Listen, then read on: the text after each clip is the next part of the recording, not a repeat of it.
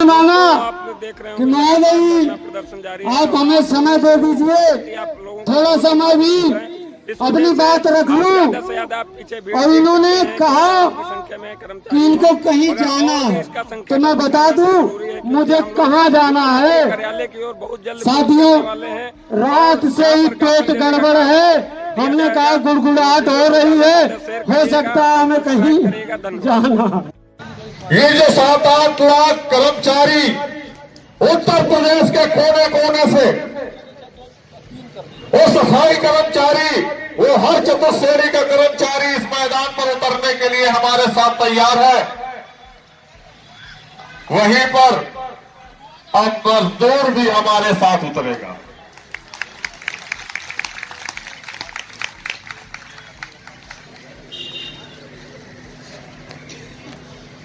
देखते हैं लखनऊ के किन किन रोडों पर पुलिस प्रशासन की व्यवस्था करवाई जाती है स्मारक समिति के कर्मचारियों को रोकने के लिए, और प्रदेश से कोने कोने से आने वाले उन कर्मचारियों को रोकने की व्यवस्था करवाई जाती है। धरती पर रहते हुए हम मेन रोड से नहीं जाएंगे तो गलियारों से होकर के मगर मुख्यमंत्री जी के आवास पर पहुंच जाएंगे।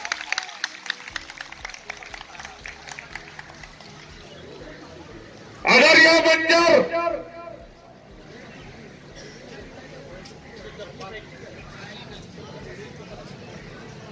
सरकार और शासन में बैठा हुआ हर वो उच्च अधिकारी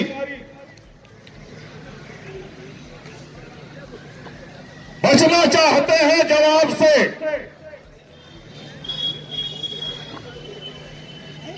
तो यह विचार करना शुरू कर दें कि कौन सी वो तिथि होगी, वो कौन सा समय है।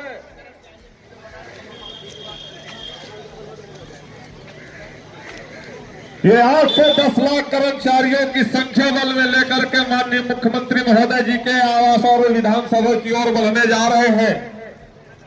वो तिथि जल्द ही नजदीक भी आ रही है, बहुत ज्यादा समय नहीं बचा है। उसके लिए हमने एक हमारे रमेश चंद्र जी संचालक महोदय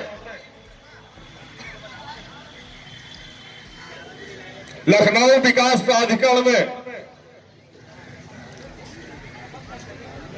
कई योजनाएं चलती हैं, कोई अवध योजना चलती है तो कोई वृंदावन योजना चलती है।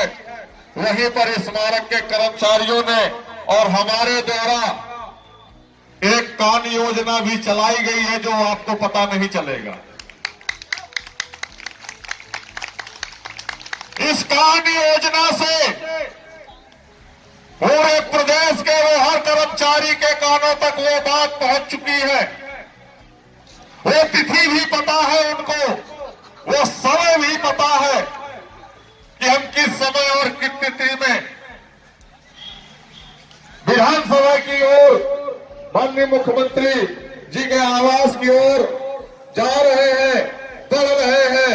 इसी दृढ़ संकल्प के साथ हम लोग अपना संघर्ष भी जारी रखे हैं।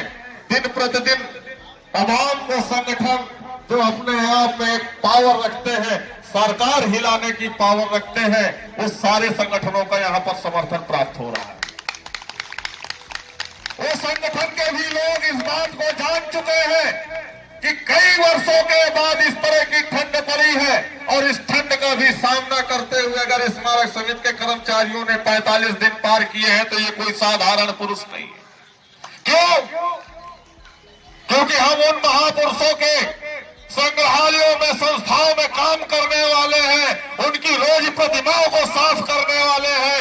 अगर उनकी प्रतिमाओं को हमने साफ किया है तो उनका आशीर्वाद भी हमने प्राप्त किया है। अपने संघर्षों के लिए हम वो महापुरुषों के लिए हम भी एक दिन महापुरुषों की गिनती में गिने जाएंगे। हम संघर्ष करेंगे, जीतेंगे, अवश्य जीतेंगे। पुलिस प्रशासन महोदय को मैं अवगत कराना चाहूंगा, आप सुनिश्चित कर लीजिएगा, तभी हमको वार्ता के लिए भेजिएगा कि ओएसडी जी से वार्ता होने जा रही है या माननीय मुख्यमंत्री महोदय जी से वार्ता होती है, क्योंकि इन 45 दिनों में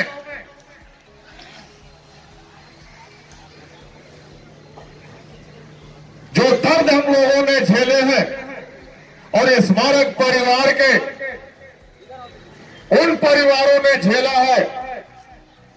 कौन से वो परिवार जो 45 दिनों में 4 हमारे साथी और नहीं रहे।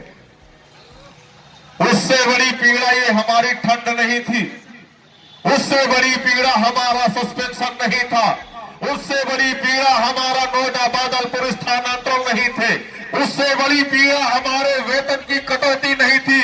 जो दर्द हमारे उस परिवार के साथियों के ने झेले, हम उस दर्द को जानते हैं, महसूस कर सकते हैं। आप महसूस अगर कर सकते हैं तो मैं स्वाभाविक है कि आप लोगों की आंखों में आंखें नम हो जाएंगी आप लोगों की। क्यों? क्योंकि जब घर का मुखिया गुजरता है, जिसकी रोजी रोटी से उसका परिवार पलता है, उसके बीवी बच्चों का भविष्य उज्जवल नजर आता है, वो बैसाखी ही जब टूट जाती है तो लंगड़ा भी चलने पर मजबूर हो जाता है। वो बैसाखी टूटी है उस परिवार की, वो लाठी टूटी है उस परिवार की, जिससे 2 वक्त की रोटियां और एक साधारण सी शिक्षा अपने बच्चों को उपलब्ध करा पा रहा था। आज उसका परिवार 2 वक्त की रोटियां जुटाने में असमर्थ हो रहा है। उनके बच्चे बिलख रहे हैं, उनकी पत्नियां बिलख रही हैं। क्यों? क्योंकि एम्प्लॉयज का परिवार जो होता है, उसकी जो पत्नी होती है, वो नारी कभी घर से बाहर नहीं निकली, देश दुनिया नहीं देखा, कभी उसको कभी कोई कार्य करने की आवश्यकता नहीं पड़ी। सोचिए, जिसकी एज 40-45 साल हो गई होगी, कभी किसी भी क्षेत्र में उसने काम न किया हो, वो क्या काम कर सकती है? कैसे वो जीवन यापन कर सकती है? 45 वर्ष की उम्र तक उसने कभी अपने घर के अलावा कभी बाहर का काम न किया हो, मजदूरी करके कैसे बच्चों का पेट पाल रही होगी, उसके दर्द को महसूस करिए। हम उसी बैनर तले बैठे हैं जिन पर मांगे हमारी स्पष्ट दर्शा रही है कि ये हमारा दर्द है। हम लोगों को पुनरीक्षित वेतनमान ग्रेड पे 1852 दिया जाए, क्योंकि अब 1300 और 1400 को ग्रेड पे जीवन यापन नहीं चल रहा। वेतन से की गई 10% की कटौती, उस पैसे को भी हम लोगों के एमपीएस के खाते खुलवा करके जमा कराए जाए, जिसमें से पिछले वर्ष 10 करोड़ 75 लाख रुपए का गबन हुआ। वो तो केवल 10 करोड़ 75 लाख रुपए का गबन ओपन हुआ है, खुल गया है राज। ऐसा प्रतीत होता है कि 2011 से 2023 तक का जो एकजुट 5300 कर्मचारियों का पैसा है, एक मोटी रकम है, वो लगभग 800 करोड़ की है, और वो 800 करोड़ रुपया लगता है सब लोग नगार चुके हैं। अगर ये लोग नगार चुके हैं, गबन कर चुके हैं, 5300 कर्मचारियों के परिवार में भविष्य के साथ खिलवाड़ किया है, डकैतियां डाली है, तो मैं माननीय मुख्यमंत्री महोदय जी से निवेदन करूंगा कि इसकी जांच हो और जो भी दोषी अधिकारी पाया जाता है वो जेल की काल कोठरियों के पीछे नजर आना चाहिए। उनके घरों पर हमारा अगर घर इन्होंने खाया है, इनकी आय से अधिक संपत्तियों की भी जांच होनी चाहिए।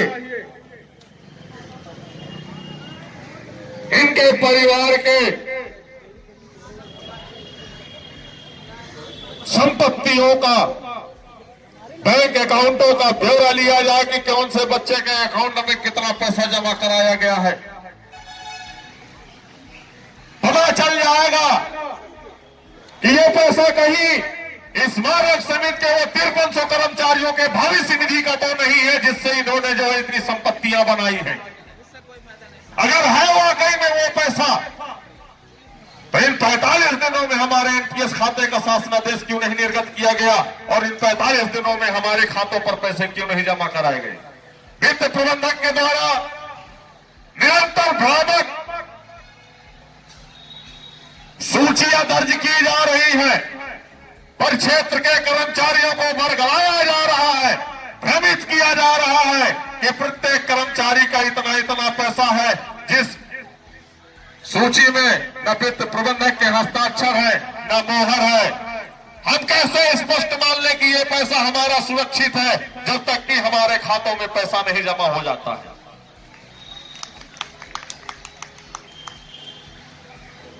हम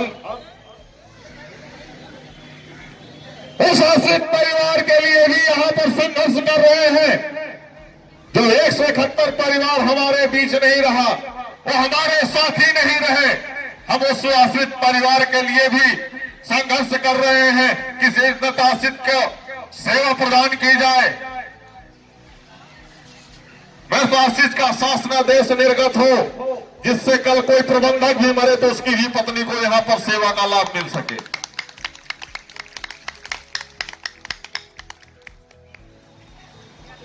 हम इन 45 दिनों में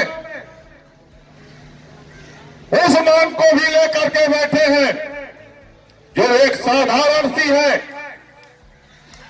एक पत्र निकालना है कि स्मारक समिति के समस्त कर्मचारी व अधिकारियों को स्थायी किया जाता है। जाहिर सी बात है, खत्म हो जाएगा, स्थायीकरण भी हो जाएगा। तो स्थायीकरण का भी पत्र जारी किया जाए, समस्त कर्मचारियों को स्थायी किया जाए। 2016 में 7th पे कमीशन का लाभ आया। हम तो 1300 ग्रेड पे की बात कर रहे हैं कि हम लोगों को ग्रेड पे 1800 दे दिया जाए। ये तो आपकी बड़ी बड़ी महान कृपा होगी अगर 7th पे भी कमीशन का लाभ दे दिया जाए आपके द्वारा। हम दीपावली का बोनस भी मांगते हैं क्योंकि प्रदेश के, देश के हर वो कर्मचारी को, हर उस शोरूम में काम करने वाले कर्मचारी को, हर उस कर्मचारी को जो किराने के दुकान में भी काम करने वाला होता है, उसको भी दीपावली पावन पर्व में बोनस उपलब्ध कराया जाता है। और स्मारक समिति के भी कर्मचारियों को भरपूर माननीय मुख्यमंत्री महोदय जी के द्वारा बजट उपलब्ध कराया जाता है। लेकिन दुर्भाग्य है इन उच्च अधिकारियों के द्वारा 12 वर्षों से आज तक दीपावली का बोनस नहीं उपलब्ध कराया गया। ऐसी कौन सी मांग है हमारी जो नहीं देने योग्य है?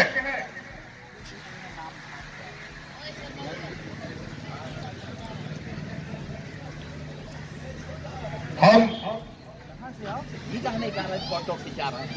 आज सभी साथियों से अनुरोध रहेगा, निवेदन रहेगा कि उस तिथि को, उस समय को मत भूलिएगा।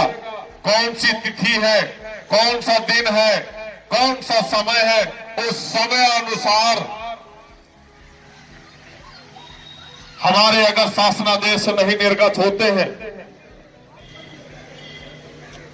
तो इस तिथि में वो महासंघ के समस्त पदाधिकारी, अखिल भारतीय सफाई कर्मचारी महासंघ के अध्यक्ष, उनको भी ये तिथि पता है, समय पता है। आज भी वो संगठन के अध्यक्ष आए, उनको भी पता है। ग्राम पंचायत के वो अध्यक्ष महोदय जी को पता है। उस तिथि में आप लोग देर ना करते हुए उस समय पर माननीय मुख्यमंत्री जी के आवास पर पहुंचने का काम करेंगे। चलेंगे ना आप लोग साथियों?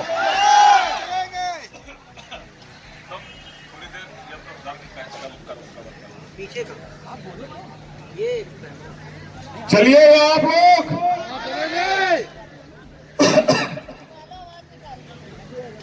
कहां जाओगे? मुख्यमंत्री जी के आवास पहुंच जाओगे? रास्ता तो नहीं बताना है? वो समय याद है? उसकी तारीख याद है? चलेंगे ना आप लोग?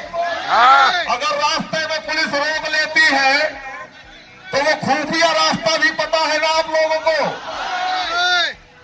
बस हम लोग चलेंगे, अवश्य चलेंगे। जल्द ही हमारे मांगों पर अगर शासनादेश निर्गत नहीं किए जाते हैं तब उस स्थिति में समयानुसार विधानसभा की ओर, माननीय मुख्यमंत्री के आवास की ओर आगे बढ़ेंगे। जिस तरीके की ये घोषणा हुई है, कान योजना, हो सकता है पुलिस बल के द्वारा, पुलिस प्रशासन के द्वारा कौशल किशोर आदित्य को या टीम के सब किसी भी सदस्य को, चाहे वो रमेश चंद्र जी हो या विमलेश वर्मा हो या योगेंद्र कुमार जी हो या अविनाश मौर्य जी हो या विवेकानंद तिवारी जी हो या लाल बहादुर चौहान जी हो, इनको उस कान योजना को विफल करने के लिए किसी भी समय पुलिस के द्वारा उठाया जा सकता है। लेकिन अगर उठा भी लिया जाए तो जो तिथि है, ऐसा नहीं है कि जो मांग पत्र है आप लोगों के फोनों में नहीं है, इतना वायरल कर दिया गया है। कोई भी आप प्रतिनिधित्व कर लीजिएगा और पहुंच जाइएगा माननीय मुख्यमंत्री महोदय जी के समक्ष और रो दीजिएगा, बता दीजिएगा कि हमारी ये पीड़ा है। अगर नहीं उठाया गया तो आपका भाई आपके साथ होगा और सबसे आगे होगा, पीछे हटने वालों में से नहीं है। इस टीम में जो सदस्य है कोई पीछे हटने वाला नहीं है। हम चलेंगे, अवश्य चलेंगे, 100% चलेंगे। धन्यवाद साथियों। एक बार आवाज से आवाज मिला दीजिए आप लोग। आवाज दो, आवाज दो। कर्मचारी एकता, कर्मचारी एकता जिंदाबाद, जिंदाबाद। कर्मचारी एकता जिंदाबाद, जिंदाबाद। हमारी मांगे पूरी हो, चाहे जो मजबूरी हो। हमारी मांगे पूरी हो, चाहे जो मजबूरी हो। हमारी मांगे पूरी हो, चाहे जो मजबूरी हो। निकलो अपने घरों से, निकलो घर में से, निकलो अपने घरों मकानों से, निकलो अपने घरों मकानों से।